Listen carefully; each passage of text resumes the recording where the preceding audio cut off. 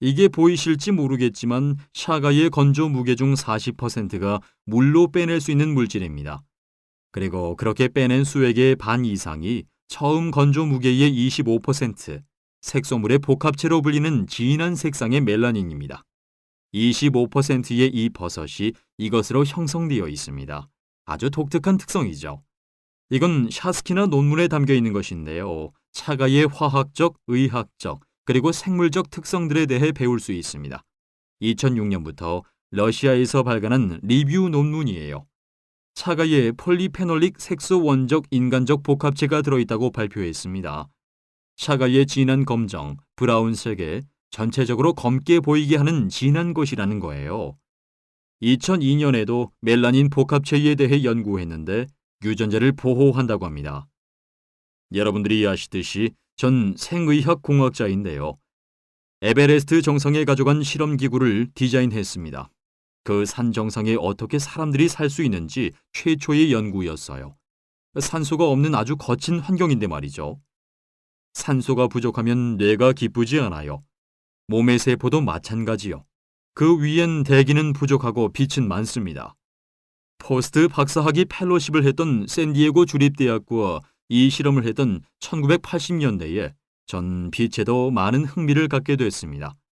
보이는 빛은 진한 붉은색에서 보라색까지 전기전자 스펙트럼에서 아주 조그마한 부분만 차지합니다.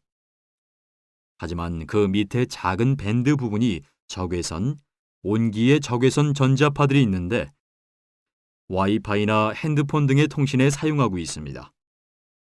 전파는 더 길죠. 위에는 적외선처럼 파괴하는 이온화 방사선으로 엑스레이나 감마선 같이 빠른 것들이 있습니다. 원자력 반응에서 나타나는 것처럼요. 그래서 빛은 스펙트럼에서 아주 좁은 부분입니다. 나노미터 파장의 400에서 700 나노미터 정도죠. 다르게 한번 보죠. 여기 전기전자 스펙트럼이 있는데요. 눈이 반응하고 피부가 반응하는 보이는 빛은 좁은 부분입니다. 멜라닌의 시험관의 흡수 커브를 보시면 스펙트럼의 짧은 파장의 파란 부분에 높은 에너지가 있는데 멜라닌의 흡수력이 뛰어납니다. 약간 벗어나지만 같은 부분에서 사람의 몸이 피를 산화하는 혈색소를 통해 적외선을 흡수하고 또한 같은 부분에서 세포들이 산소를 제거하는 탈산소 현상으로 파란 피, 정맥혈을 갖게 됩니다. 멜라닌이 흡수하는 같은 부분이죠. 더 넓은 파장의 그림이 있습니다. 이것은 짧은 파동이고요. 이것들은 더 긴 파장입니다. 더 긴 파장이 있는 곳에 온기가 있는 곳이에요. 스펙트럼에서 보이는 빛이 있는 곳이고요. 여긴 짧은 적외선 부분입니다.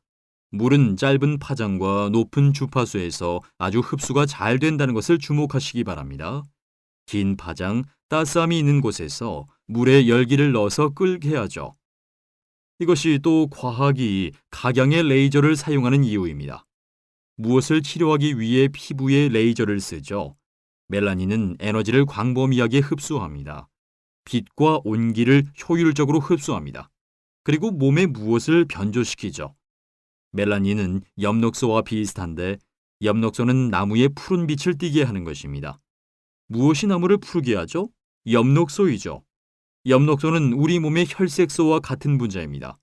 혈색소는 가운데에 철분이 있고요. 엽록소는 가운데 마그네슘이 있습니다. 마치 푸른 액의 피 같죠. 멜라닌은 같은 링 구조로 되어 있어요. 아주 복잡한 구조인데 모든 멜라닌이 다 같진 않습니다. 조금 후에 더 설명하죠. 근데 지금 어떤 분이 에너지가 피부의 멜라닌으로 흡수되어서 몸의 에너지로 변하는지 연구하고 있습니다. 미래에 할 수 있을지 모르지만 요즘 이미 멜라닌으로 배터리를 만드는데요. 직접 태양빛을 저장해서 말입니다. 미래에 우리가 이렇게 에너지를 발생시킬지도 모릅니다. 이것이 다 물리적인 설명인데요. 이젠 차가이에서의 역할과 몸에 미치는 영향을 보도록 하겠습니다. 멜라닌은 엽록소보다 1000배 이상으로 전기 전자파를 흡수합니다. 단백질과 당, 특히 몸에 당을 만들기 위해 엽록소가 필요합니다. 피부 외에 다른 세포 조직에도 있고요.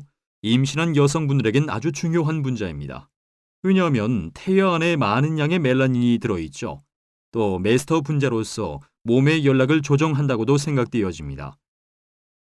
예를 들자면 프랭크바 과학자는 의학가설이란 의학저널에 멜라닌은 특별한 분자로서 태아 안에 있으며 몸의 조절기관을 조정하는 데 중요한 역할을 하고 태아 조직과 세포 조직 회복과 재생에 그리고 아마도 중요한 역할의 몸의 밸런스를 유지하는 항상성, 자율성의 신경 내분비 조직, 그리고 면역 조직과 연결되어 있다고 봅니다.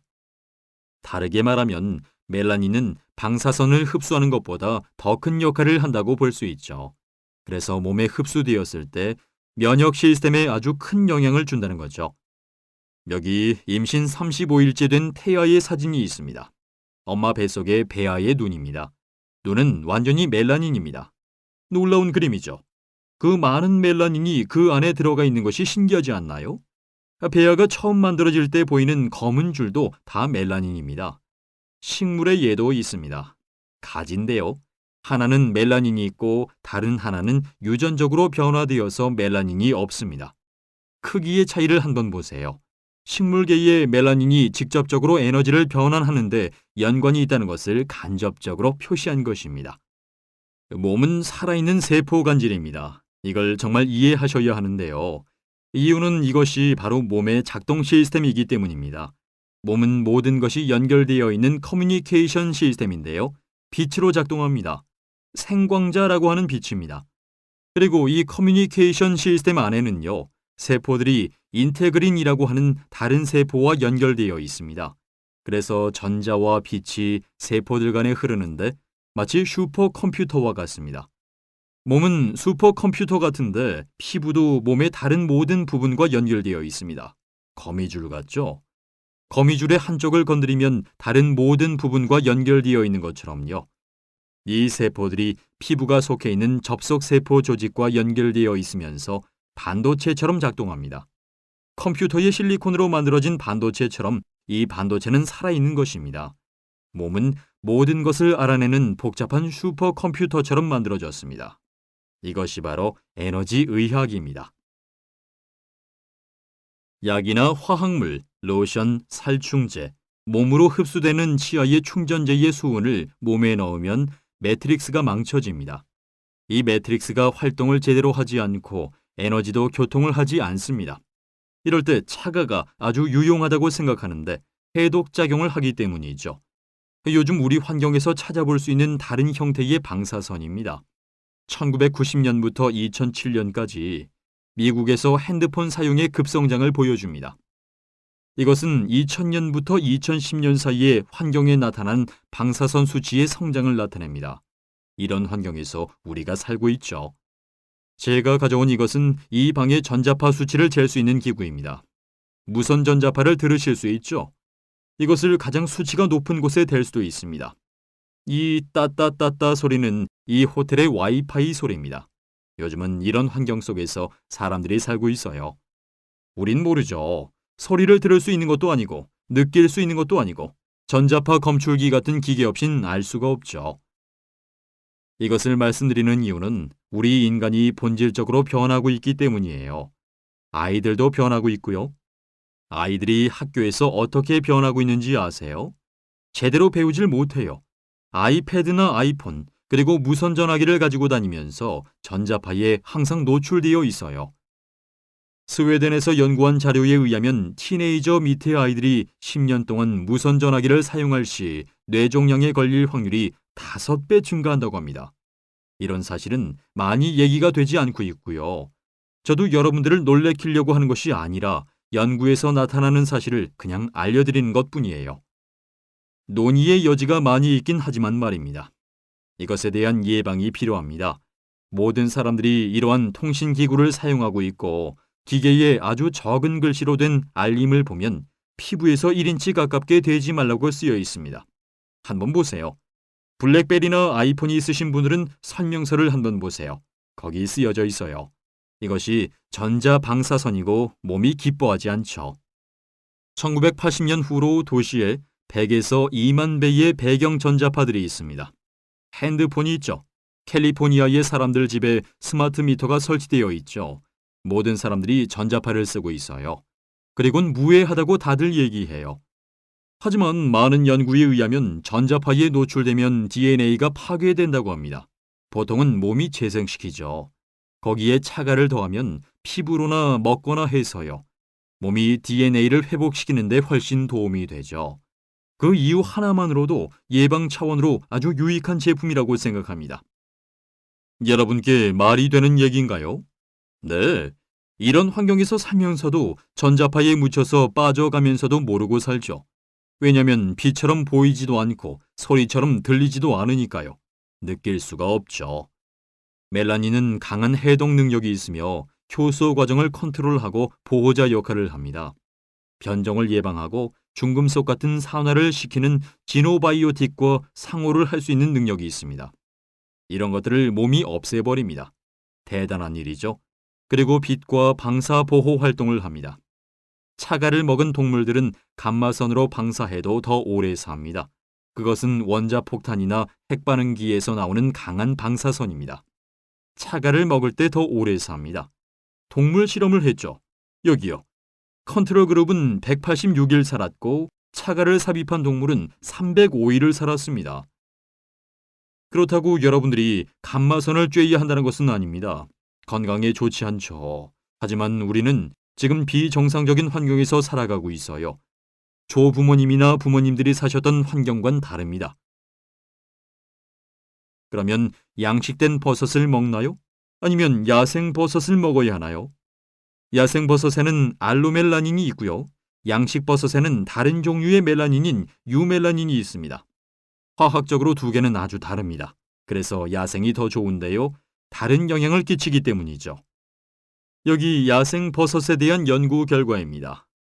야생과 양식 버섯의 멜라닌은 다른 화학 구조로 되어 있으며 그로 인한 생물적 활동 또한 다르다. 그리하여 약을 준비하는데 양식된 것으로 야생에서 나타나는 색소와 바꿀 수 없다. 이것이 또 다른 이유죠. 어디에서 자랐죠? 양식됐습니다. 매우 중요합니다. 여기 커브가 있는데 점선이 보이시죠? 이건 야생 멜라닌인데 가장 많은 흡수를 나타냅니다. 그것의 화학 구조를 바꾸면 훨씬 낮은 흡수를 보이죠. 그래서 다른 화학 성질을 나타내죠.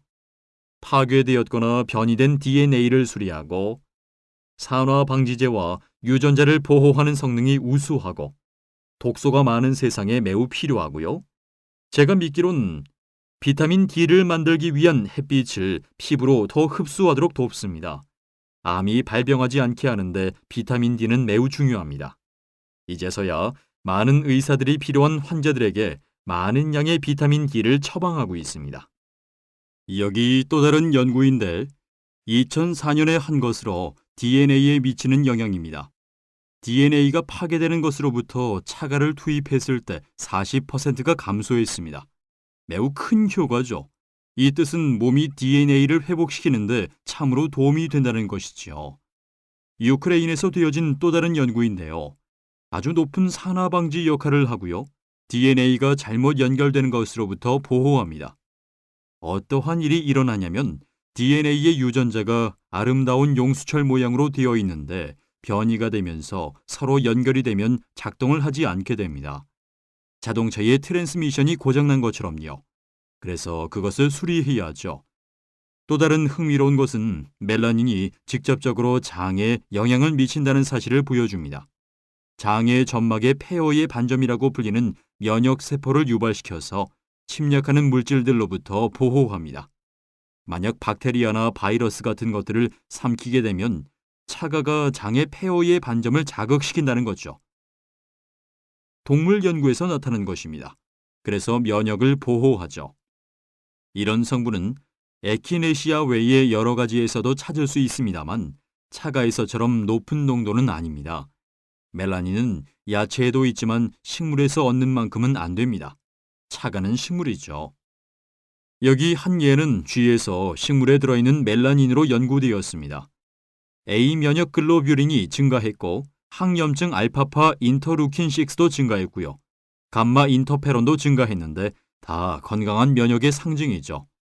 이젠 의학에서도 멜라닌의 역할에 대해 다시 생각하기 시작했습니다. 멜라닌은 그냥 햇빛을 잘 흡수하도록 돕는 것인지 아니면 면역 시스템에도 역할이 있는지 말이죠. 박테리아에 대항하는 항균 방어 역할도 하는지에 대해서도요. 차가위에 대해 이제 한 가지 남았습니다. 폴리페놀에 관한 것입니다. 폴리페놀은 무엇인가요? 폴리페놀은 여럿의 6측면의 링입니다. 폴리는 여럿이란 뜻이고요. 페놀은 6면의 링이란 뜻입니다.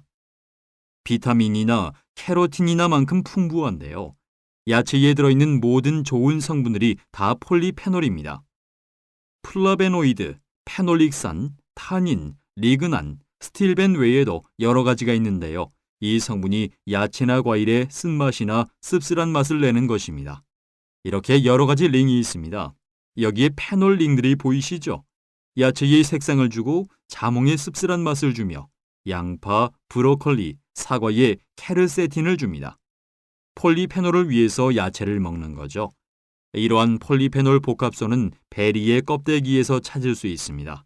차가에도 풍부하죠. 만약 이러한 야채들을 잘 드시지 않는다면 차가가 도와드릴 수 있습니다. 만성 퇴행성 질병 발생 가능성을 줄이는 듯해요.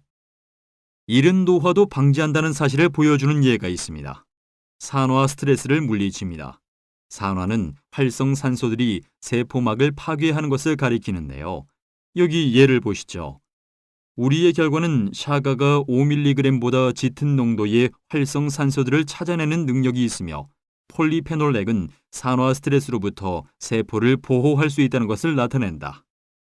구체적인 폴리페놀 중 하나가 DBL로서 긴 화학 이름을 가지고 있는데 그것으로 여러분들을 귀찮게 하진 않겠습니다만 논문이 저기 있습니다.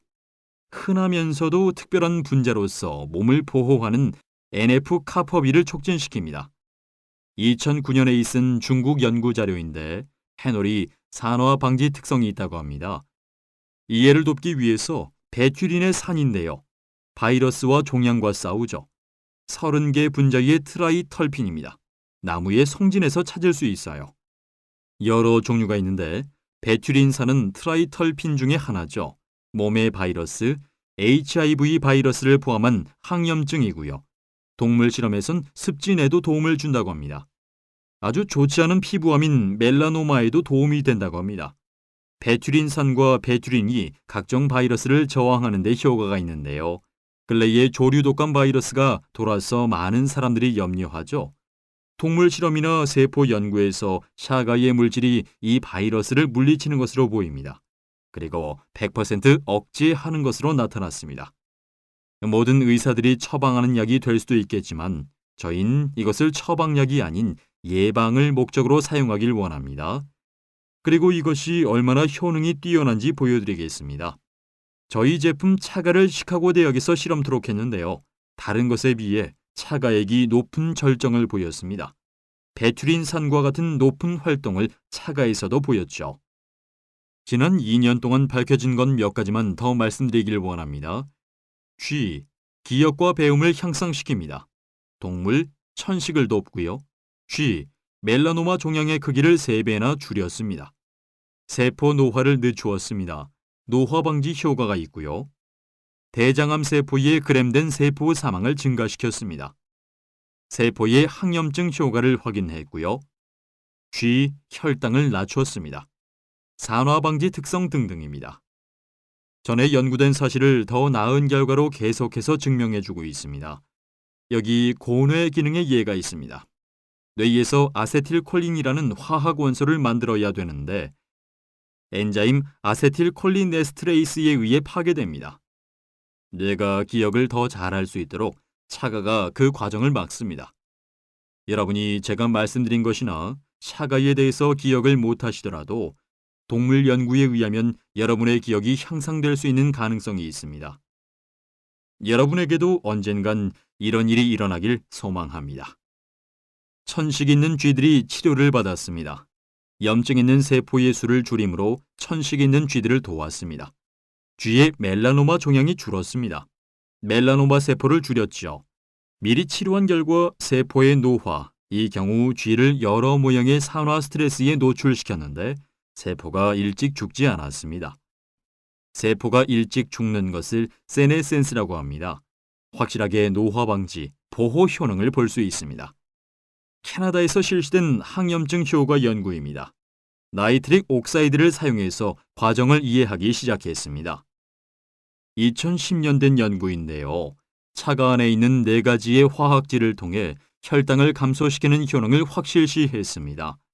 2011년 산화방지 효능 최근에 나온 결과인데요. 하이드록실과 DPPH 같은 프리 레디컬을 찾아내는 역할을 합니다. 그리고 마지막으로 한국에서 나온 항암 효능인데 지금까지와는 다른 차원의 논문입니다. 이것이야말로 저희 수액이 얼마나 효능이 좋은지 잘 나타내 줍니다. 왜냐하면 우리도 같은 것을 빼내니까요. 한 가지 더, 지금까지 다 한 것이지만요. 다당질이 면역 시스템을 자극시킨다는 거죠. 왜 오늘날 샤가가 중요한가요? 여러분들이 감을 잡으시리라 생각합니다. 면역 증가 효능이 있고요. 확실하게 암이 있는 동물들을 도왔고요. DNA를 고치고요. 활성산소를 소멸시키고요. 지구력과 지능 활약을 향상시키고요. 노화 방지를 돕고요. 만연된 오염과 화학 독소를 이기게 해주고요. 방사선으로 인한 손상으로부터 보호해줍니다. 우리가 어디를 향해 가는지 이야기해드렸습니다. 과학이 너무 벅차지 않았길 바랍니다. 중요한 것은 이미 아는 것이지만 큰 5가지를 기억하시고요. 또 지금 연구되어지고 있지만 우리가 아직 차가이에 대해서 모르는 것이 아주 많다는 것입니다. 이것은 아주 뜨거운 화제거리죠. 사람들이 차가에서 분해해서 약을 만들려고 하고 있지만 제가 말씀드리는 것은 샤가 그대로 자연이 만든 그대로를 사용하시면 정말 좋은 결과를 보게 되실 겁니다. 예방, 건강 촉진, 그리고 장수를 위한 것입니다. 이것이 저희의 메시지입니다. 매우 감사합니다.